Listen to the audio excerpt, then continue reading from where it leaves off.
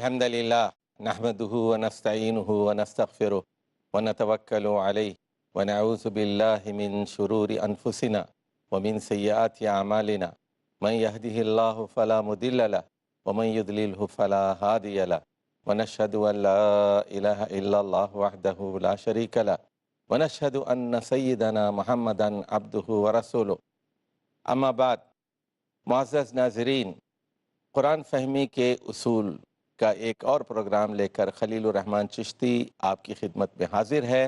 और आज के हमारे मेहमान, हमारे बुज़ुर्ग और हमारे उस्ताद मोहतरम जनाब इदरीस ज़ुबैर साहब हमारे दरमियान मौजूद हैं। मोहतरम डॉक्टर अख्तर हुसैन अज़मी हमारे दरमियान मौजूद हैं और प्रोफेसर अब्दुलसत्तार हामिद हमारे दरमियान मौजूद हैं। और हम पिछले प्रोग्राम में गुफ्तगू कर रहे थे कि कुरान मजीद को नबी करीम सल्लल्लाहु अलैहि वसल्लम की अहादीस और आपकी सुन्नतों के बग़ैर समझना नामुमकिन है। और इस सिलसिले में चंद मिसालें इबादात से दी गई थीं। नमाज का हुक्म कुरान में है लेकिन तफासील अहादीस में है। ज़कात का हुक्म कुरान मजीद में है लेकिन उसकी तमाम तफासील अहादीस में पाई जाती हैं। हज का हुक्म, उम्रे का हुक्म कुरान मजीद में है लेकिन उसकी तफसीलात वो नबी करीम सल्लल्लाहु अलैहि वसल्लम की सुन्नतों में, अहादीस में महफूज है। तो कोई मुसलमान नबी करीम सल्लल्लाहु अलैहि वसल्लम की सुन्नतों से बेनियाज होकर कुरान मजीद पर अमल करने में कामयाब नहीं हो सकता। आज की इस नशिस्त में हम बात करेंगे कि कुरान मजीद में मुआशरत के अहकाम हैं, निकाह के अहकाम हैं, तलाक़ के अहकाम हैं। कुरान मजीद में खुला के अहकाम हैं। कुरान मजीद में लेन देन के अहकाम हैं, सूद के अहकाम हैं। कुरान मजीद में दीवानी कानून मौजूद है, कर्ज़ का कानून मौजूद है। कुरान मजीद में क्रिमिनल लॉ है और इसके अंदर सज़ाएँ मुक़र्रर की गई हैं। तो आज हम मिसालों के ज़रिए समझना चाहते हैं कि ये कुरान मजीद की मईशत में, मामलात में, इक़्तिसाद में, सियासत में, आदलिया के क़वानीन में जो अहकामात हैं, इसकी तफ़सील सुन्नत में कैसे मिलती है। तो सबसे पहले मैं गुफ्तगू के लिए दावत दूँगा प्रोफेसर अख्तर हुसैन अज़मी साहब को। डॉक्टर साहब, अगर आप इसकी वजाहत मुआशरती मामलात में या इक़्तिसादी मामलात में या इस्लाम के अंदर जो हुदूद के क़वानीन बयान किए गए हैं, तो उस सिलसिले में अगर कुछ पेश करें तो बड़ी नवाजिश होगी। शुक्रिया जी। देखिए कि इस्लाम जब एक मुकम्मल ज़ाब्ता हयात है तो तमाम ही मामलात के अंदर रहनुमाई करता है। और कुरान पाक ने ज़ाहिर है कि असूली और बुनियादी बातें बताई हैं, उनकी तफसीलात हज़ूर सल्लल्लाहु अलैहि वसल्लम ने ना सिर्फ इबादात में बल्कि दीगर माशरती मामलात में, हुदूद के अंदर, सज़ाओं के अंदर ख़ुद उनकी तफसीलात मुतय्यन की हैं। जैसे कुरान पाक में सूरह नूर में ये बता दिया गया है कि चोर और चोर के हाथ काटो। ये सूरह माइदा के अंदर, सूरह माइदा के अंदर। तो अब ये हाथ कहाँ से काटे जाएँ? ज़ाहिर है कि यद का लफ्ज़ इस्तेमाल हुआ है और अब ये सारा यहाँ से किसी जगह से भी काटे जा सकते हैं। तो ये ख़ुद हज़ूर सल्लल्लाहु अलैहि वसल्लम ने तयन किया कि कहाँ से काटे जाएँ और कौन से हाथ को काटा जाए। और इसी तरीके से कुरान पाक ने ये बात तो फरमाई है कि औरतें जो हैं जिनके शौहर फौत हो जाएं वो अपने घरों में रहें, टिके रहें। लेकिन ये है कि शौहरों के फौत होने के बाद उन्होंने जो वक्त गुजारना है उसमें इद्दत वो का। इद्दत का जो वक्त गुजारना है उन्होंने आया आम तलाक़ याफ्ता औरत की तरह इद्दत गुजारनी है या कि उनके लिए कुछ स्पेशल हिदायत हैं और वो हजूर सल्लल्लाहु अलैहि वसल्लम ने दी हैं कि वो बनाव सिंगार नहीं करेगी। इसी तरीके से सूद का मामला है। तो सूद के मामले में हम देखते हैं कि कुरान पाक ने कुछ बुनियादी बातें बता दी हैं, लेकिन उसकी तफसीलात और उसका पूरा एक तयन होना कि कौन सी चीज़ सूद है। इसी तरह ख़वातीन का मसला है कि उसके बारे में मर्द को ये हक़ दिया गया है कि फ़ाइज़ूहुन्ना व हजरूहुन्ना फ़िल मज़ाजी वज़रिबूहुन्ना।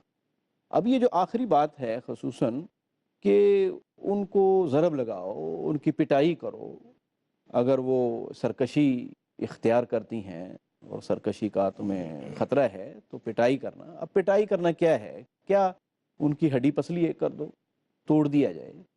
تو یہ تعین تو اب ہمیں کیسے معلوم ہوگا کہ کتنی پٹائی کی جا سکتی ہے؟ تو اللہ کے رسول صلی اللہ علیہ وآلہ وسلم نے ایسی ضرب لگانے سے منع کیا ہے کہ جس کا اندرونی طور پر کوئی نقصان ہو. اور اسی طریقے سے حضور صلی اللہ علیہ وآلہ وسلم نے چہرے پر مارنے سے منع کیا ہے. تو اب یہ تعین کہ کس انداز سے اختیار کیا جائے گا، اور پھر خود بلکہ حضور اس سے صلی یہ اللہ معلوم علیہ ہو رہا ہے وآلہ وسلم نے یہ جو بات فرمائی کہ خیرکم لأہلہ، تم میں سے بہتر انسان وہ ہے کہ جو اپنی اہلیہ کے ساتھ بہتر ہے.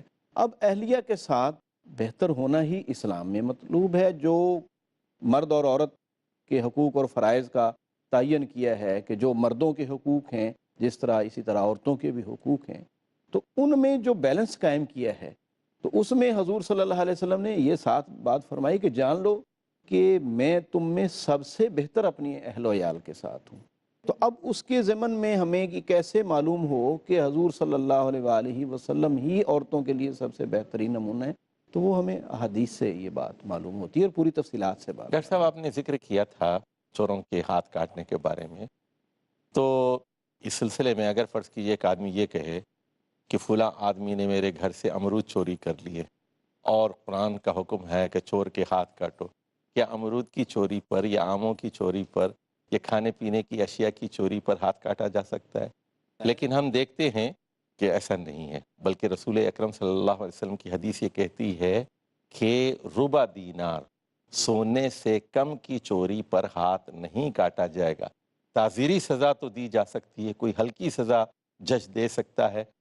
تو اس سے معلوم ہوا کہ حدیث تو سراسر رحمت ہے.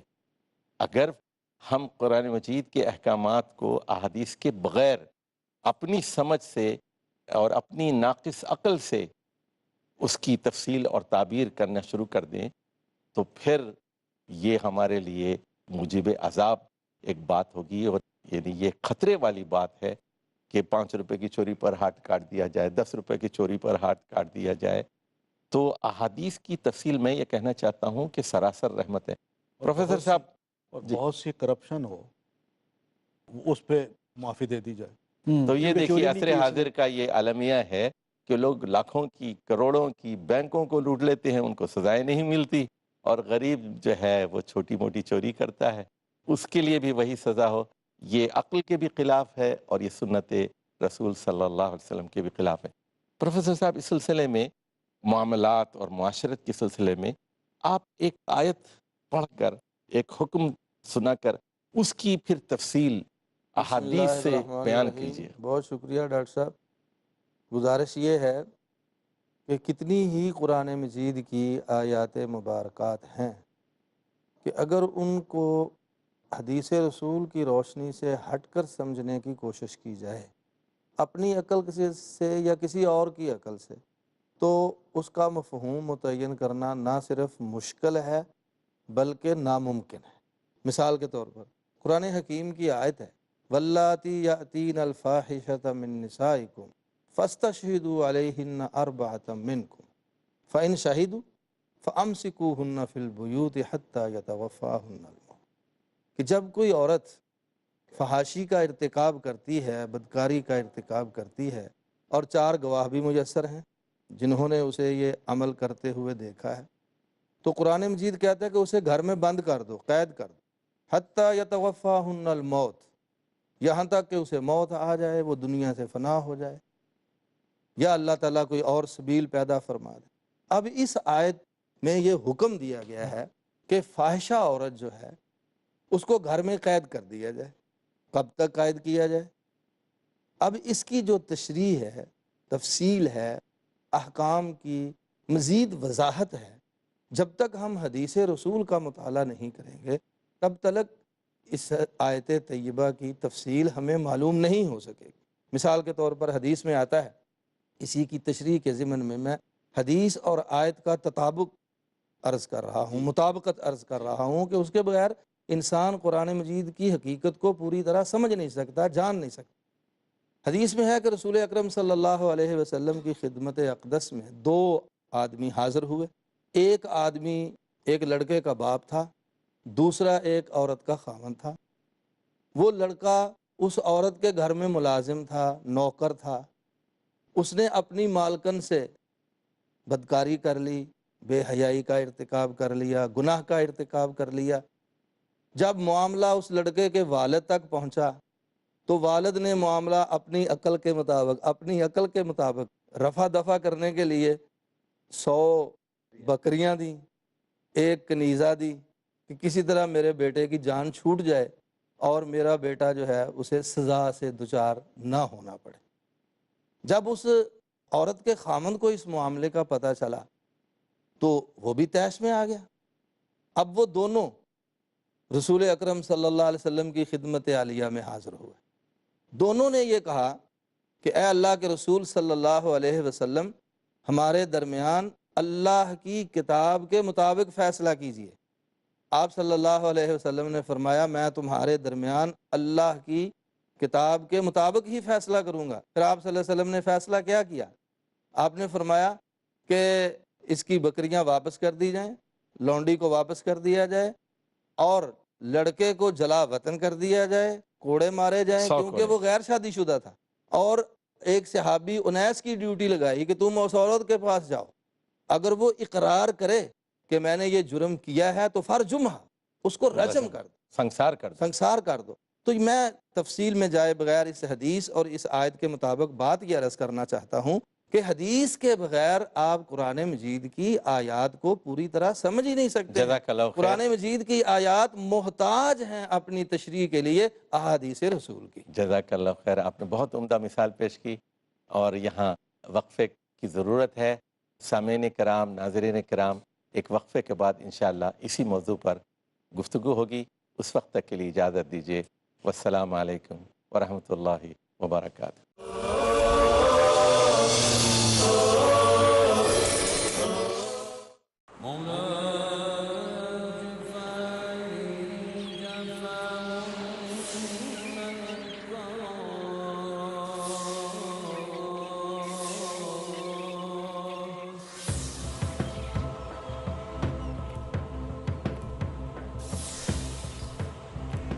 دل ہو زندہ تو ہے منزل کامرانی، ورنہ صبح و شام تو بس ہے آنی جانی۔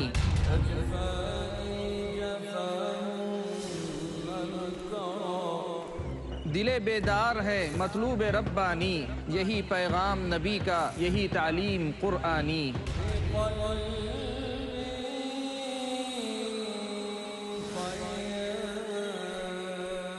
دل کیا ہے؟ دل کی ضرورت کیا ہے؟ دل کی زندگی کیا ہے؟ موت کیا ہے؟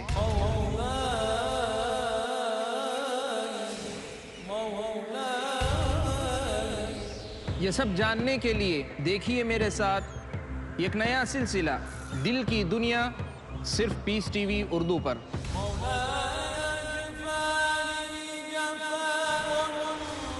صرف مومنوں کا مقدر ہے ایمان کی لازوال روشنی، جو کرتی ہے آباد دل کی دنیا۔ ہر منگل رات 7:30 بجے اور دوبارہ صبح 10:30 بجے انڈیا میں پیس ٹی وی اردو پر۔ ہر شر سے کیا کرتی ہے بندوں کی حفاظت، اسلام کے دامن میں کچھ ایسی ہے حکمت۔ قرآن مجید میں انسانیت کی ضروریات کو اللہ تعالیٰ نے جمع کر دیا ہے۔ آزمائش کے لمحوں میں، مشکل حالات میں، جب پڑی ہے ضرورت، ایک انسان اگر قرآن مجید کو دستور حیات بنا لیتا ہے، کام آئی ہے اسلام کی حکمت۔ تو اس کی تمام تر ضروریات کو پورا کرنے کا علم اللہ تعالیٰ نے اس قرآن میں رکھا ہے۔ قاری صہیب میر محمد اس پاک کلام کے ذریعے ہی عالم اسلام میں بکھری ہوئی امت اسلامیہ کو جمع کیا جا سکتا ہے۔ جانیے کس قدر کامیاب ہے وہ زندگانی جو کرتی ہے اسلام کی حکمتوں کا احترام۔ حکمت اسلام، کل رات 11:30 بجے اور دوبارہ صبح 7 بجے انڈیا میں پیس ٹی وی اردو پر۔ اللہ تعالیٰ زمانے کی قسم کھا کر کہتا ہے کہ سارے انسان خسارے میں ہیں سوائے ان کے جو ایمان لائے اور نیک عمل کیے۔ دنیا و آخرت میں خسارے سے بچنے کے لیے دیکھیے ہمارا پروگرام فضائل اعمال۔ شیخ ثناء اللہ مدنی پیش کریں گے فضائل اعمال ہر پیر شام 6:30 بجے اور دوبارہ صبح 9:30 بجے انڈیا میں پیس ٹی وی اردو پر۔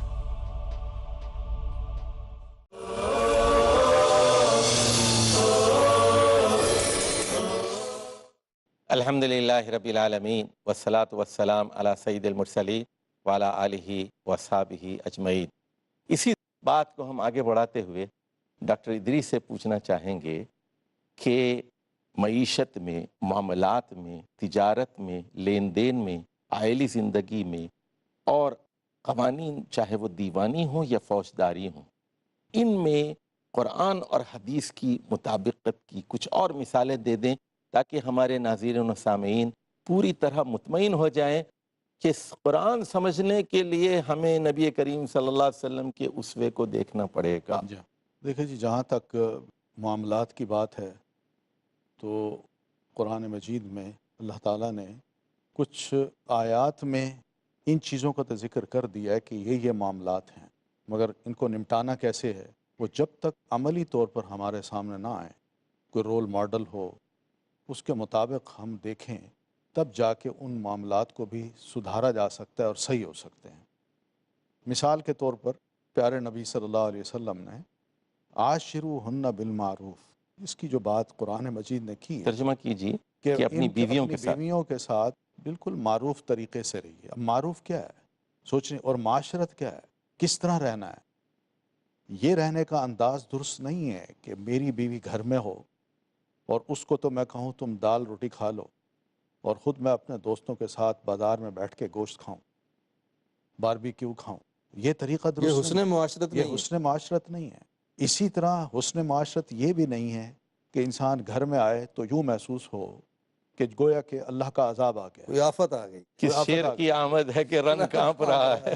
اور گھر سے باہر انسان کا رویہ دوسروں کے ساتھ بالکل بڑا خوبصورت ہو۔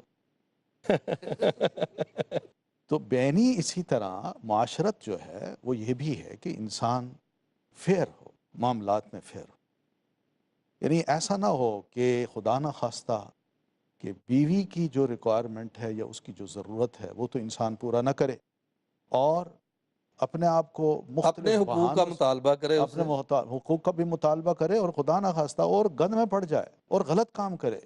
یہ بہت بڑا دھوکہ ہے۔ یہ معروف طریقہ نہیں ہے بیویوں کے ساتھ رہنے کا۔ بیویوں کے ساتھ رہنے کا معروف طریقہ یہی ہے کہ آدمی ایک جائز تعلق کے لیے، بے شک جو اسلام اجازت دیتا ہے کہ تم اگر محسوس کرو کہ ایک بیوی تمہاری فطری ضرورت کو پورا نہیں کرتی تو دوسری شادی کر لو، لیکن دوسری شادی کرنا زیادہ بہتر ہے بنسبت اس کے کہ انسان خدا نہ خواستہ زنا کا مرتکب ہو اور فحاشی کو پھیلائے۔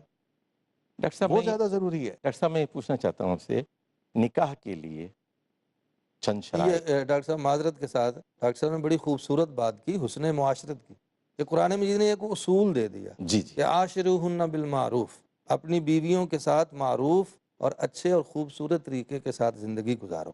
اب وہ خوبصورت طریقہ کیا ہے؟ اس کے لیے ہمیں رسول اکرم صلی اللہ علیہ وسلم کی سیرت اور حدیث کی طرف رجوع کرنا پڑے گا کہ محبوب کائنات صلی اللہ علیہ وسلم کا ارشاد ہے کہ تم اسی طرح کا اپنی بیویوں کو کھلاؤ جس طرح تم کھاتے ہو، اسی قیمت کا، اسی انداز کا ان کو لباس پہناؤ جیسے تم خود پہنتے ہو، اور ان کی بھی عزت، احترام اور خودداری کا خیال رکھو جیسا کہ تم خود ان سے تقاضا کرتے ہو یا خواہش رکھتے ہو کہ وہ تمہارا احترام۔ آخر وہ بھی انسان ہے۔ وہ بھی انسان۔ تو اس سے یہ واضح ہوتا ہے، ڈاکٹر صاحب نے بڑی خوبصورت بات کی اور بڑی، کہ عاشروہن بالمعروف کی تفسیر وہ اس رسول اللہ وقت صلی اللہ تک علیہ وسلم سمجھ کی۔ نہیں آ سکے گی ڈاکٹر صاحب جب تک ہم حدیث رسول، طریقہ رسول، سنت رسول اور اسوہ رسول کی طرف رجوع نہیں کریں۔ جزاک اس اللہ کی ایک خیر۔ بہترین مثال جو سیدنا ابن عباس رضی اللہ تعالیٰ عنہما کے عمل سے ملتی ہے کہ وہ جب کبھی بھی پڑھانے کے لیے تشریف لاتے، اپنے گھر سے نکلتے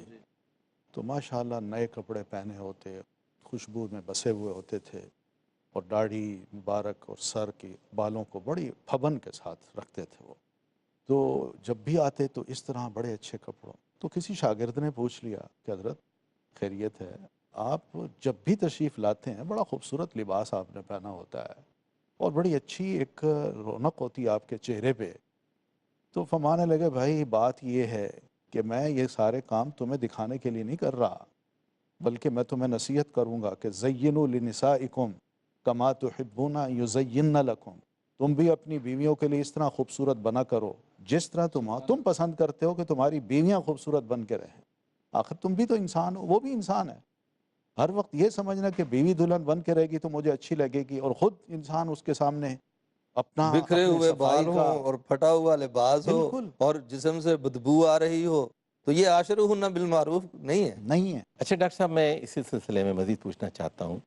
نکاح کے لیے شرائط ہیں، ایجاب ہو، قبول ہو، فریقین اپنی مرضی سے اپنی رضامندی کا اظہار کریں تو گواہ کا ہونا ضروری ہے، مہر کا تعین ضروری ہے، اور ولی کی اجازت ضروری ہے. لڑکی کے باپ کی، اگر وہ باکرہ ہے، کنواری ہے، اور اگر باپ نہیں ہے تو جو بھی ددیالی رشتہ دار ہے. تو یہ جو احکام ہیں، یہ شرائط نکاح ہیں، اس میں سے کون سی چیزیں قرآن سے ثابت ہیں اور کون سی چیزیں احادیث رسول صلی اللہ علیہ وسلم سے ثابت ہیں؟ میرے خیال میں لفظ نکاح پہ اگر ہم تھوڑا سا سمجھیں، اس کو زور دیں تو شاید یہ بات سمجھ آ سکتی ہے. اکثر و بیشتر یہ حدیث سننے میں آتی ہے کہ ان نکاح من سنتی، نکاح کرنا میری سنت ہے. تو نبی علیہ الصلاۃ والتسلیم نے نکاح کے عمل کو اپنی سنت قرار دیا ہے. لیکن قرآن مجید میں آپ پڑھیں تو ایک لفظ اس کے مقابلے میں سفاح بھی آیا ہے. سفاح کا مطلب ہے زنا کرنا، یعنی اپنا انسان پانی ناجائز طریقے سے بہائے.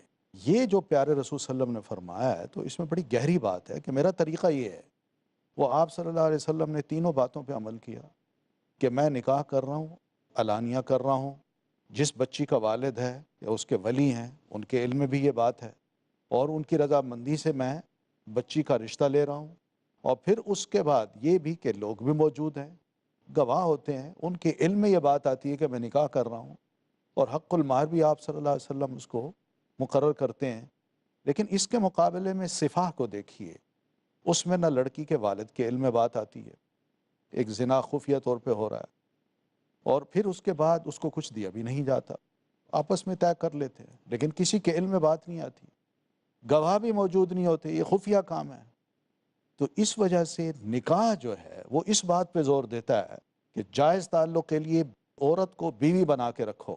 یہ گرل فرینڈ اور بوائے فرینڈ کا جو تصور ہے یہ غلط ہے، اسلام میں اس کی اجازت نہیں ہے. پروفیسر صاحب، میں یہ کہنا چاہوں گا، ہمارے پاس وقت بہت کم ہے، صرف 1 منٹ بعد جی آپ بات کر بس لیجیے. میں مختصر پروفیسر صاحب سے قرآن اور حدیث کے حوالے سے اس کی وضاح چاہتا تھا، لیکن آپ بات کیجیے پھر میں. جی میں صرف یہ عرض کر رہا ہوں کہ جب 3 طلاقیں ہو جائیں تو قرآن یہ کہتا ہے کہ اب اس مرد اور عورت کی شادی نہیں ہو سکتی حتیٰ کہ وہ حتیٰ کی حزوجن غیرہ. اب نکاح کیا مراد صرف یہ ہے کہ 2 لفظ بول دیے جائیں؟ اب وہ وضاحت کس نے کی؟ حتیٰ تذوقی اسیلۃ. اللہ کے رسول صلی اللہ علیہ وسلم نے. 1 یا 2 راتوں کے لیے نکاح کیا جائے. اور اگر صرف لفظ بولے جاتے تو پھر تو وہ طلاق کی اور یہ احکام بیان کرنے کا فائدہ ہی نہ رہتا. ایک مثال میں دینا چاہوں گا. ایک مثال نہیں پہلے تو وہی میں عرض کرنا، مجھے پتہ ہے آپ کے پاس وقت کم ہے. قرآن مجید میں ہے کہ یا ایھا الذین آمنوا، آپ نے معاملات کی بات کی تھی. نہیں پہلے اس کی مجھے بتا دیجئے. نکاح کے جو شرائط ہے 5، ایجاب، قبول، 2 گواہوں کا ہونا، مہر کا تعین اور ولی کا تعین اور رضامندی. مہر کا ذکر تو قرآن مجید میں ہے، احداہن قنطارا فلا تأخذوا منہ، اور گواہوں کی تفصیل بھی آپ کو احادیث رسول میں ملے گی، خطبہ نکاح کی تفصیل بھی آپ کو حدیث رسول میں ملے گی، اور اسی طرح ایجاب و قبول کی جو بات ہے وہ بھی آپ کو حدیث رسول میں ملے گی. خود رسول اکرم صلی اللہ علیہ وسلم کا عمل، آپ نے جب سیدہ فاطمہ الزہرا رضی اللہ تعالی عنہا کا نکاح سیدنا علی رضی اللہ تعالی عنہ کے ساتھ پڑھایا تو روایات اس امر کی طرف ہماری رہنمائی کرتی ہیں. چلیے آگے ولی کے بارے میں بتائیے. کہ آپ نے حضرت ابو بکر اور حضرت عمر کو گواہ بنایا تھا. اسی طرح حدیث میں واضح طور پر لفظ ہیں کہ لا نکاح الا بولی، ولی کے بغیر، سرپرست کی اجازت کے بغیر جو شرعی سرپرست ہے وہ نکاح نہیں ہوتا. اور اگر خدا نخواستہ کسی کا ولی ہے ہی نہیں، ایسے ہوتے ہیں جن کا کوئی بھی نہیں ہوتا. تو فرمایا فالسلطان ولی من لا ولی اللہ، اس کا جو امیر ہے یا امیر کا مقرر کردہ میں معافی نمائندہ چاہتا جج ہوں، ہے. ہمارا وقت ختم ہو چکا ہے. جزاک اللہ خیر. ناظرین اور سامعین، یہ بات بالکل واضح ہو گئی، چاہے وہ نکاح کا معاملہ ہو، طلاق کا معاملہ ہو، نبی کریم صلی اللہ علیہ وسلم کی احادیث کے بغیر قرآن مجید کے احکامات پر من و ان اس کی روح اور مرضی اور منشا کے مطابق عمل ناممکن ہے. اللہ تعالی ہم سب کو قرآن اور حدیث دونوں پر عمل کرنے کی توفیق عطا فرمائے. والسلام علیکم ورحمۃ اللہ